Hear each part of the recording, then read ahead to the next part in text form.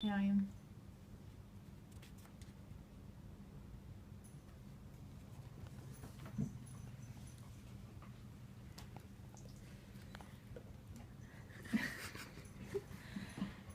Hello everybody, my name is Emily Collin and I'm going to be talking about exercising and eating healthy. So did you know that according to American Health Rankings, obesity is the #1 cause of preventable death and it contributes to over 200,000 deaths per year? This is because as Americans we have started becoming lazy and we're not exercising and we're eating unhealthier foods rather than healthier foods. It's becoming more and more common that we get off work or school and we go through a drive-thru or we go to a restaurant and we come home and sit on the couch for the rest of the night. So we're not exercising, we're not eating healthy. And so in this speech I'm going to be talking about some of the consequences as well as some of the benefits of doing so and a few tips in order to get you started to live a healthier lifestyle. So first let's talk about some of the consequences of an unhealthy diet. So for one, obesity like I mentioned before, or being overweight.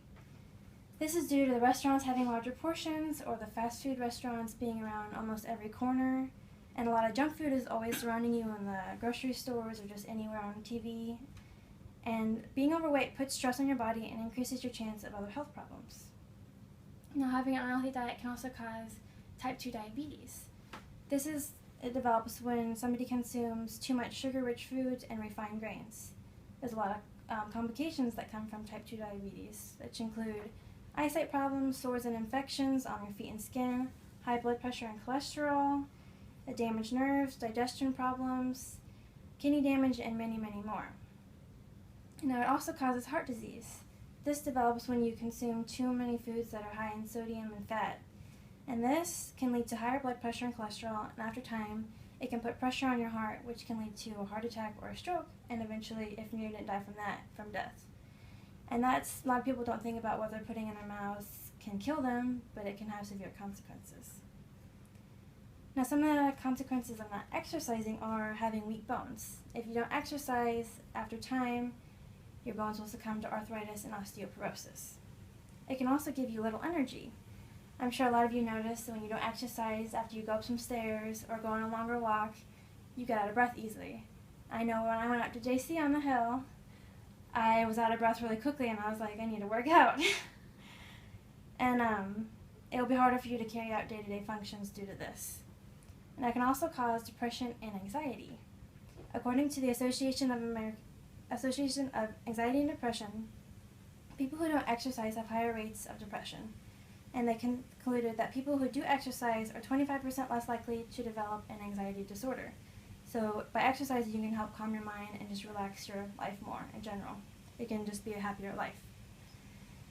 So there are also benefits to exercising and eating healthy. I'm sure a lot of you want to look nice and have a nice appearance, not to yourself, but to other people also. And exercising and eating healthy can get you there. Staying active helps you tone muscles and improves your posture. Eating healthy and exercising are key to feeling good about yourself, and it can also help your complexion, because when you eat greasy, fried, fatty foods, you'll have a worse complexion like acne. So you need to eat healthier foods in order to have a healthier skin. It can also improve your mood.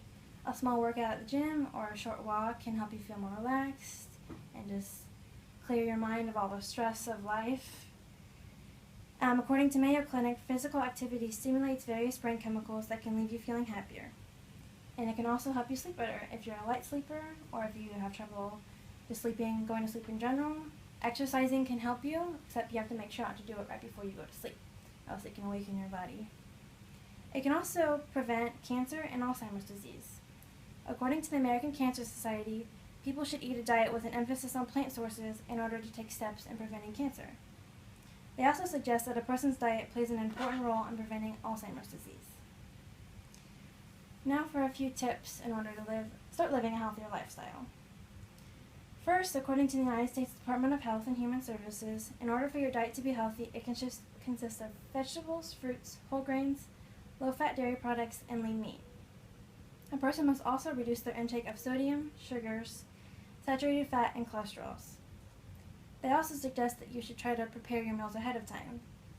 In doing this, you can know what you're putting in your food rather than just going through fast food or going to a restaurant, and you can eat healthier as long as you can also eat in smaller portions rather than just going to a restaurant eating the whole thing because you're hungry. And therefore you can know what's going in your body and you don't have to worry about all the added extra salts and sugars and stuff. They also suggest that you should try to eat smaller meals instead of 3 large meals during the day. They say that you should try to listen to your body rather than just try and eat at breakfast, lunch, and dinner, because that's just a set time that everybody does, but there's really no explanation for it. So you should just try to eat when you're hungry and then stop when you're full rather than just eat whenever. And they also try to say cut down on processed food. When you eat processed food, you're losing out on key nutrients and you're eating a lot of preservatives. They often contain large amounts of salt. And so they suggest that you should try organic food, which I know organic food can be a lot more expensive, but it's a lot healthier for you and you're not getting all those chemicals that they put in the processed food. Now they also suggest you drink lots of water and avoid soda and caffeine, just because your body is made up of 60% of water, so they suggest that you should drink at least 8 glasses of water a day.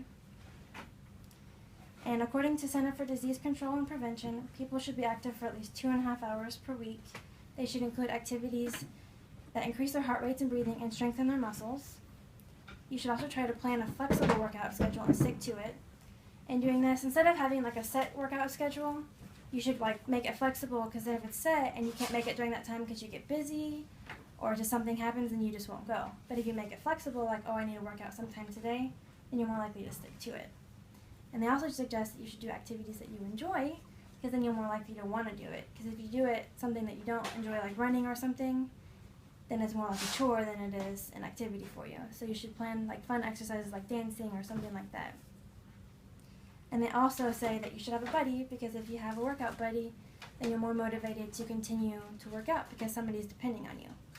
So you're going to continue to do it with them. So what I kind of want you to get out of this speech is the fact that not exercising and not eating healthy can take a lot out on your body. And people don't realize it, but there's a lot of consequences like the ones I mentioned. And there's a lot of positives that come with eating healthy and exercising. So when you're doing what you're doing to your body today can affect you for the rest of your life.